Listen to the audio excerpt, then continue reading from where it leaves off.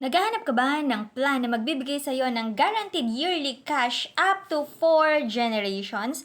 Pag-usapan natin yan. In this example, ikinuha ng plan ni na Sunny at Shane ang kanilang anak na si Sunshine when she was 0 age.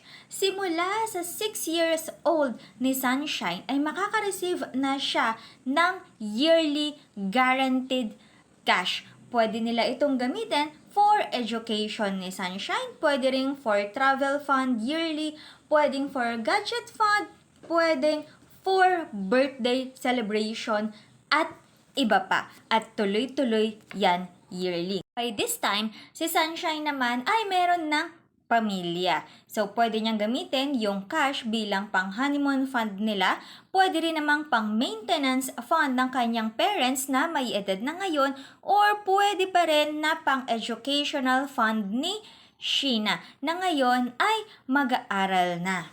And by this time, may apo na ngayon si Sunshine, which is si Shine. Tuloy-tuloy pa rin ang kanyang yearly cash. Pwede niya itong gamitin pang retirement fund niya, pwede rin pang maintenance fund niya dahil may edad na siya ngayon.